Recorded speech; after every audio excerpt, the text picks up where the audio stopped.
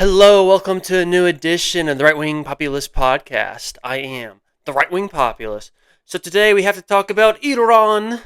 We have been bombing Iran the last couple of days. Terrific, right? All the campaigning from Donald Trump saying that we're not going to start any new wars. No endless, pointless wars in the Middle East. Not going to happen under President Donald J. Trump. It didn't happen in his first term. It's damn straight isn't going to happen in his second term. Well, it happened. Unfortunately, or fortunately, if you're the Israelis, the United States attacked Iran.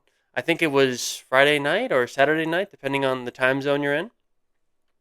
And unfortunately, yes, we have been striking Iran over the last couple of days. With the Israelis, of course, because Israel has wanted to take out Iran for decades. Bibi Netanyahu has admitted this. And suffice it to say, I'm not very happy, folks. This is not good news, okay? And I'm going to break it all down, why we've gone to war with Iran, why this is bad news for Republicans, the Trump coalition that he built to win the 2024 election, why a lot of voters aren't going to be happy with this, why this is essentially a betrayal by Trump. It's very disappointing. So I'm going to break it all down, but before we do, I need you to do something for me, folks. It's so easy, it's so simple. A child could do it, a Democrat could do it, Bibi Netanyahu could do it. No matter how evil he is, he could do it. I need you to subscribe, whether on YouTube, Apple Podcasts, Spotify, wherever you listen to your podcast, it should be available there. And if you are listening on the YouTubes, like and comment. It helps a great deal with the algorithm.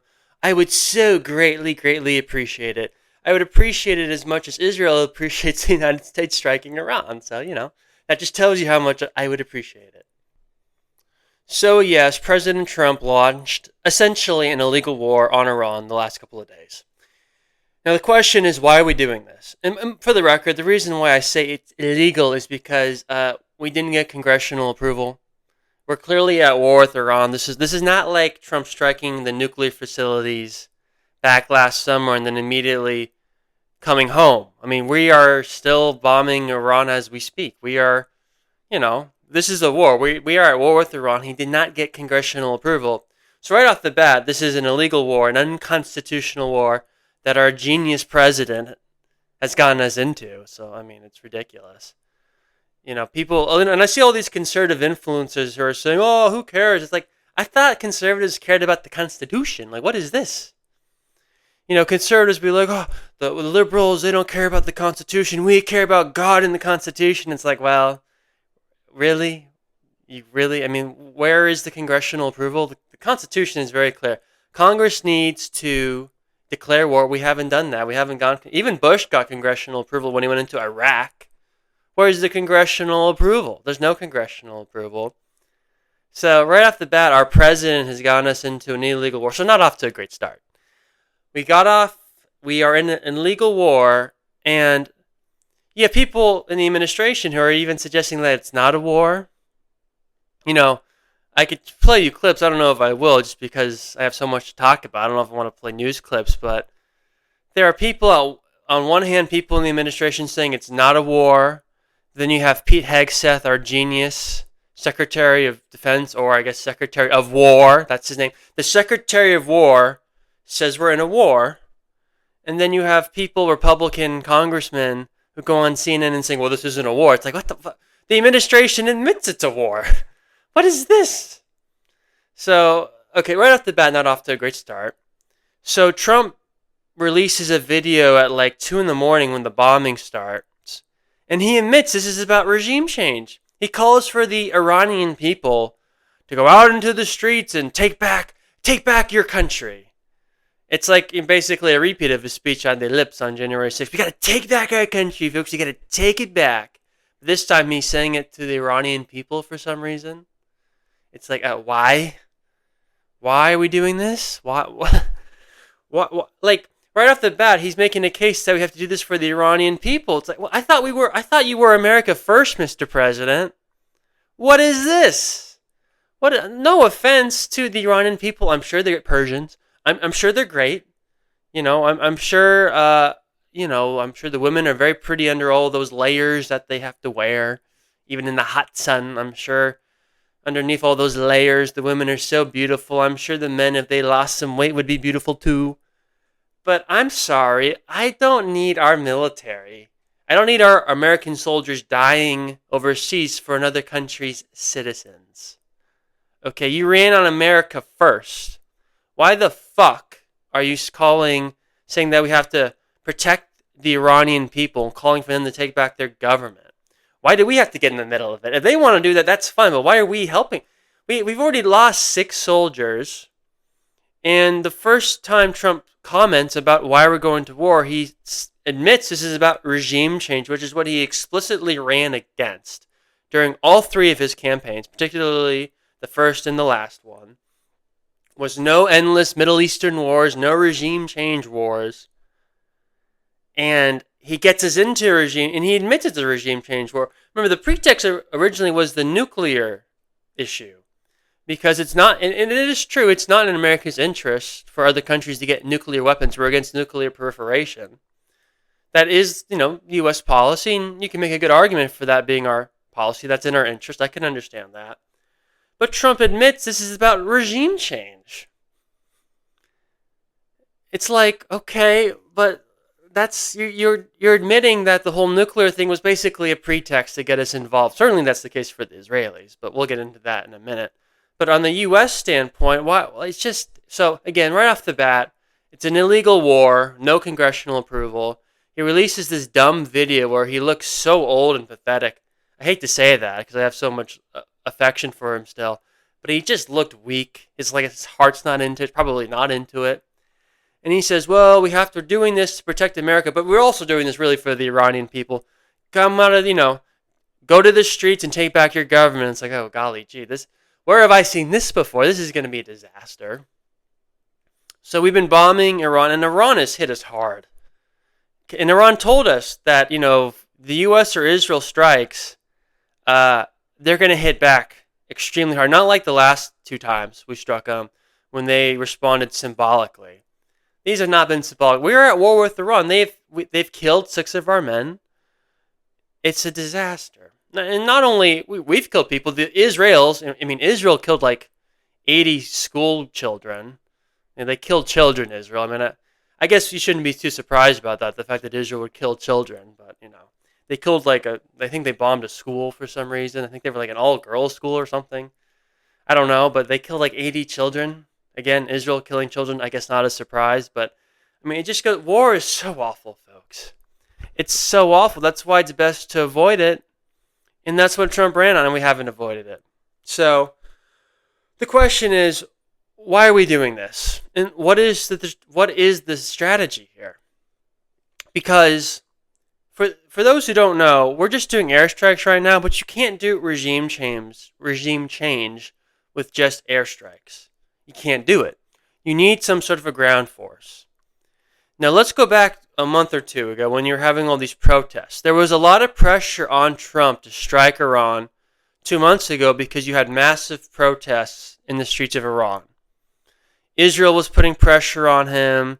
Neocons in our government, Lindsey Graham, the fruitcake congressman from South Carolina, the dude who likes hooking up with male hookers, which, to each their own, I guess.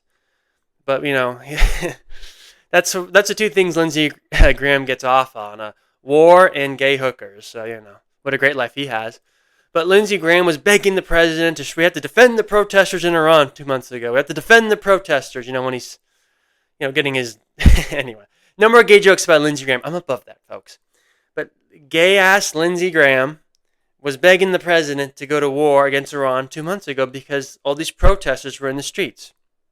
And it looked like the president was going to do it. But then, all of a sudden, we didn't. It looked like back in early January that Trump was going to strike him, but all of a sudden he held back. And the question is, why did he hold back then? Well, the answer is very simple. Iran got the protests under control. Now, they did it partially by killing people. This is not, the Iranian government is not a good, if you want to call it a government, not a good regime. But however they did it, they got the protests under control. And once Iran got the protests under control, our incentive to strike them greatly diminished because essentially the protesters would have been our troops on the ground. You want to understand this, folks. We would have supported them with air support by striking them, which is basically what we're doing to Iran right now. But the protesters would have been essentially our troops on the ground. And that's how we would have done regime change 2 months ago. We probably would have armed these protesters in some capacity, maybe by actually giving them, certainly by supporting them again with airstrikes, perhaps even giving them weapons. But they would have been essentially our soldiers, and that's how I think the plan was between the Israelis and the United States. That was the original plan. We're going to essentially use the protesters as our soldiers. But once Iran got the protests under control, we no longer had our boots on the ground, essentially. We no longer have our boots on the ground. And now it's a big reason why Trump decided not to strike 2 months earlier. That, and also I think Israel got cold feet, and they wanted the U.S. to get more equipment in the region so the U.S. could protect Israel, because that's all we do in our life. You know, the government takes our money, then it gives it to Israel. So, c'est la vie. But Israel had cold feet at the time, and they wanted us to get more weaponry, more defensive weaponry, defense systems in the region. But we have done that now, so I think Israel felt better prepared to now strike, but there's still no protest. So why did we strike now? Why is Israel striking Iran? Why are we doing it? Well, from Israel's perspective, even though they understood that they were going to get slammed by going to war with Iran, and even though there was no longer any quote-unquote troops on the ground, as you could say, the reason why I think Israel decided that it was still worth it is because, from their point of view, Iran is an existential threat. I cannot emphasize this enough. Iran is an existential threat to the Israelis. Israel wants to be the only hegemonic power in the region. I'm not blaming Israel for that. I can understand that from their perspective. Every growing power wants to have hegemony in the region that they occupy in. Israel's not unique in that fashion.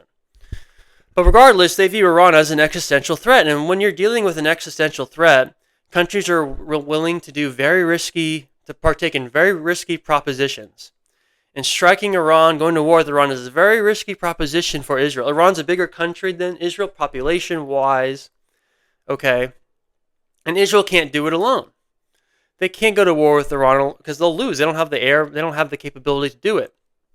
So Israel, Bibi Netanyahu, for decades has been trying to get the United States to get involved with the war with Iran. Okay. One of the reasons Israel didn't support the Iraq war at the beginning, during the W. Bush administration, wasn't because they were against regime change wars.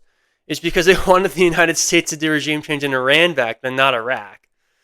So the point is, Israel has wanted the United States, because from Israel's point of view is, once you get the United States bogged down in Iran, eventually the United States will beat out Iran, because obviously we're the most powerful military in the world.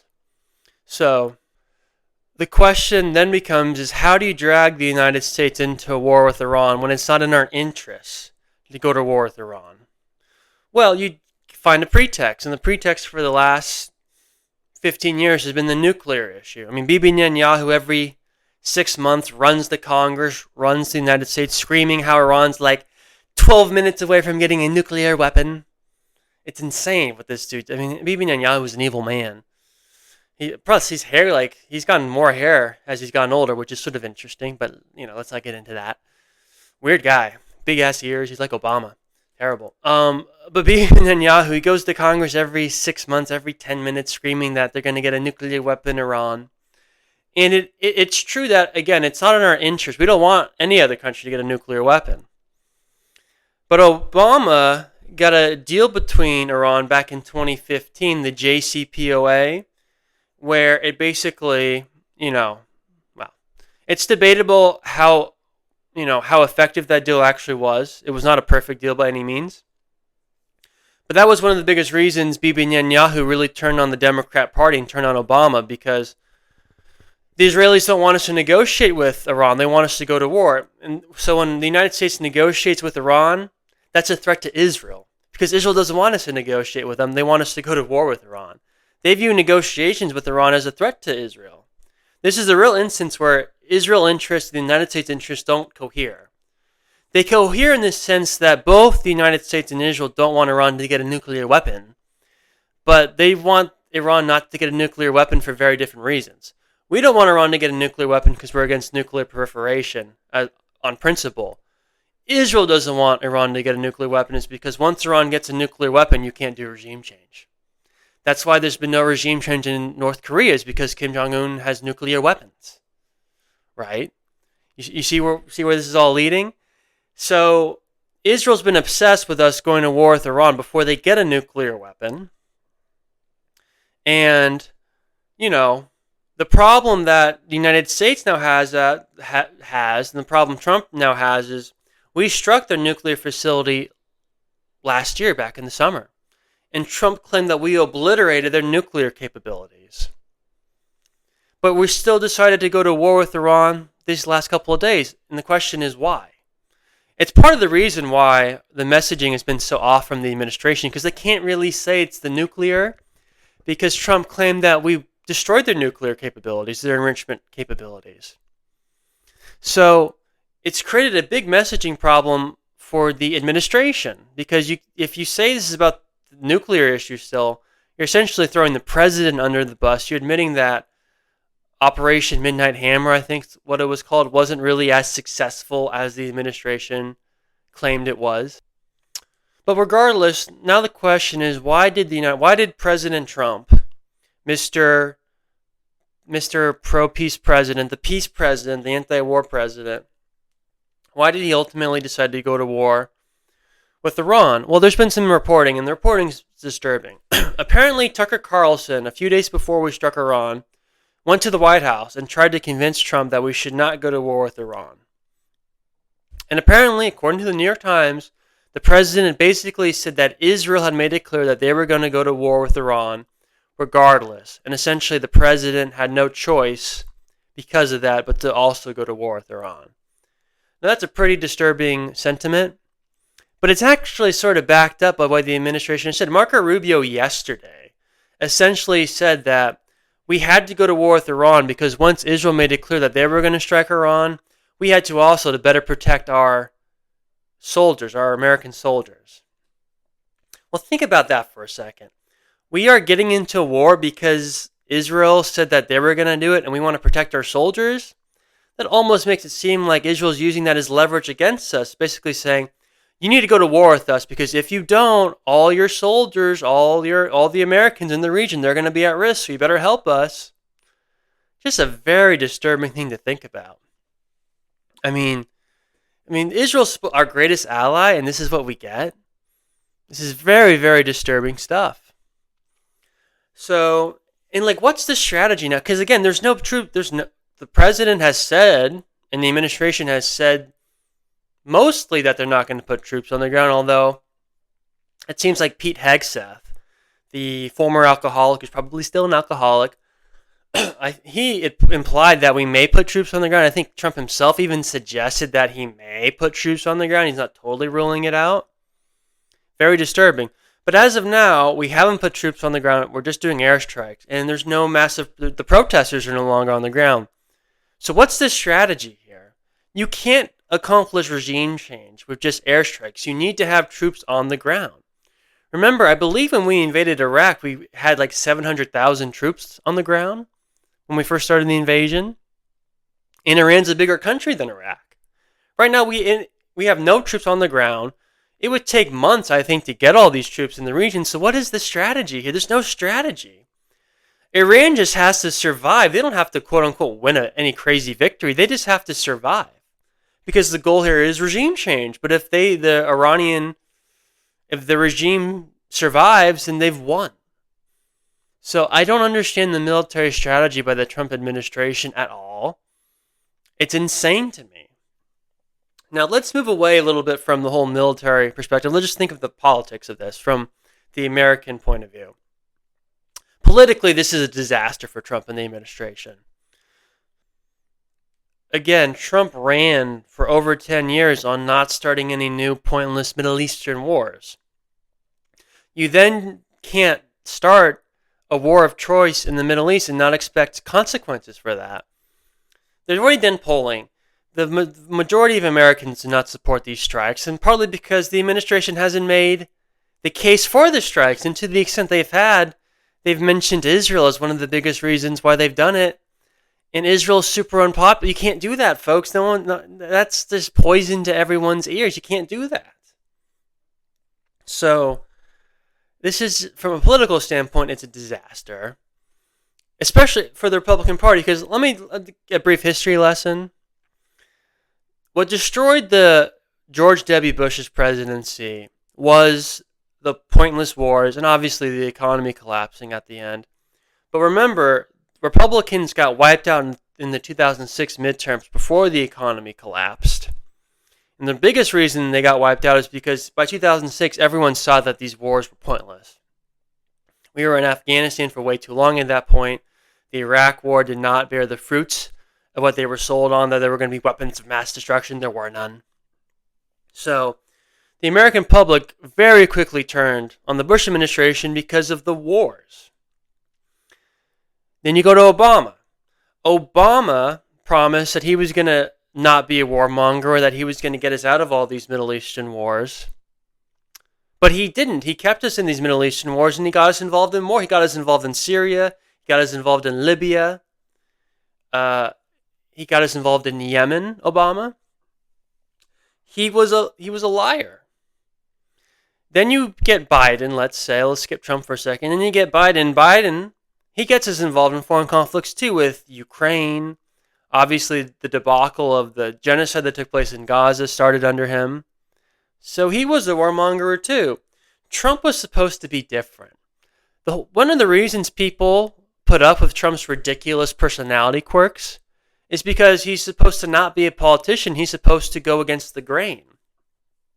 His quirky personality, let's call it, is supposed to be the thing that makes it so that he doesn't make the same mistakes all of his predecessors have done. Again, that's why millions of Americans put up with his obvious character flaws.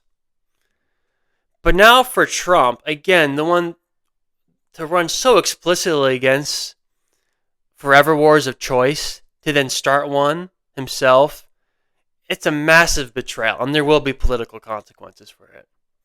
I mean, again, the Iraq War, the Afghanistan War, the wars that Bush started, it almost destroyed the Republican Party.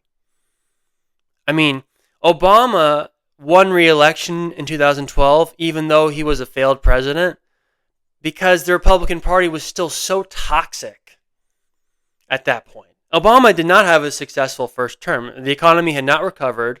He had not gotten us out of the wars he promised to get us out of. But he still won re-election very handily because the Republican brand was so tainted by the Bushes.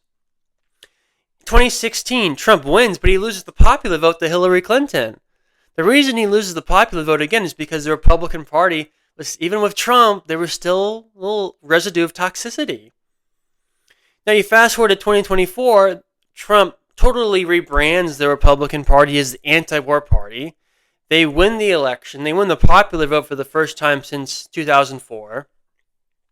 People really think that, there were some issues with Trump's first term, but that's because he was an outsider. He now knows the game. We're going to have a much better second Trump term than his first term, even though his first term was pretty good.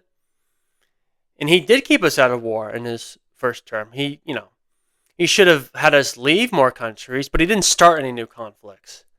He should have left conflicts, but he didn't start any new conflicts during his first term. In his second term, he's used the military very, very liberally.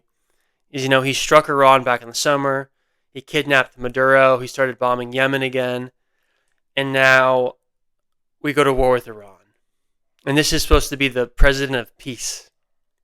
It's sort of a sick joke, folks. It's a sick joke. And for a lot of people, for a lot of even Trump supporters, certainly just younger people who voted for Trump for the first time, they're going to look at this as a massive betrayal. Plus, you have a lot of people who think that he's being blackmailed by Israel with the Epstein files, which I don't think is actually true. But millions of people believe that. This whole thing politically is a disaster, especially when the administration's not even making an actual case on why this war is necessary for Americans. They keep saying that we have to protect the Iranian people, or we have to do this because Israel got involved. It's like, what about us? What about the United States? I thought this was the golden age of America, not the golden age of Israel. I mean, I get why Israel wants this. Israel wants a greater Israel. They want hegemony They want to be the only hegemony power in the region. I get why Israel wants Iran to be. Iran funds, Hezbollah. They fund Hamas, not good groups. I get why Israel wants Iran. Israel doesn't even want. Look, Israel doesn't even want regime change. Really, they just want that country to be broken up in disarray. They want to turn Iran into Syria, basically, a country that's not functional. Okay, Israel's an evil. They don't really care about the citizens of Iran. Bibi Netanyahu, this child murderer, he's saying, oh, we want to protect, we're calling on the citizens of Iran to take back your country. You don't care about the citizens of Iran, Bibi Netanyahu. You just care about the Greater Israel Project. That dude needs to be in jail. He's an evil, evil man, Bibi Netanyahu. I don't care what anyone says. Just a disaster. So what should Trump do now? Let's fast forward. What he should do now is just immediately find an off-ramp. Start negotiating with what's left of the regime in Iran. Immediately we've already lost 6 of our boys, 6 of our soldiers in this war. We've had 6 people die essentially for Israel. It's just so fucked up if you think about it. 6 beautiful American soldiers who should be alive right now are dead because Bibi Netanyahu decided that it was in his country's interest to drag us into war. And our president, the president who's supposed to be the crusader against the deep state, didn't stand up to Bibi Netanyahu. So now we have 6 soldiers. We're going to have more soldiers dying. And Trump has even admitted it very callously, by the way. Basically saying this is just the way it is. Yeah, I know war. People die. Unfortunately, Mr. President, this is a war we didn't have to get involved in. You decided to get us involved in. Now people are dead. Frankly, he should be ashamed of himself. But let's not, I don't want to get too moralistic. I'm very disappointed in the president, as you can tell. But what the president should do now is find an off-ramp and get us out. Okay, bring our boys and girls home. Okay, this is an unnecessary war. So from a moral standpoint, it's the right thing to do. And politically, it's the right thing to do. This war, it really could signify the end of MAGA as a movement. It already sort of is. I don't think the genie's coming out of the bottle now. Millions of people who voted for Trump are always going to have a level of distrust in him now going forward. Democrats are now very likely not only to win the House by a massive margin, but perhaps even winning the Senate. So Trump for the next 2 years after the midterms is going to be a lame duck president. This really is a disaster. Because again, Trump was supposed to be different. He was supposed to be the president that stood up to the deep state, who stood up to the corrupt powers that always are trying to drag us into war. So the fact that he didn't stand up to these people, look, it's just very disappointing. And I know for millions of Americans, they're even more disappointed than I am. Probably depressed. Again, you cannot campaign for 10 years for being the pro-peace candidate and then start a war of choice. You can't do that. It's not good, folks. From a political standpoint, it's very, very bad news for the administration. But like I said, there are off-ramps you can take. You can just claim that, the opening strikes were so successful that the regime is in such disarray now that there's no threat of them building a nuclear weapon, so we can go home now, and then try to negotiate with what's left of them going forward. Look, if Israel wants to keep striking them, that's on them. But we don't have to be involved. We can get the hell out now. Okay, we shouldn't have gone in, but we should definitely get the hell out now. Okay, it's not our problem. Iran is not our problem. Okay, again, MAGA is supposed to be America first. And if all of a sudden MAGA is just whatever Trump says it is, America first is just whatever Trump says it is, then that's just a cult of personality, folks. It's not a real movement. What is America first, what is in America's interest is for us to get out of this ridiculous war.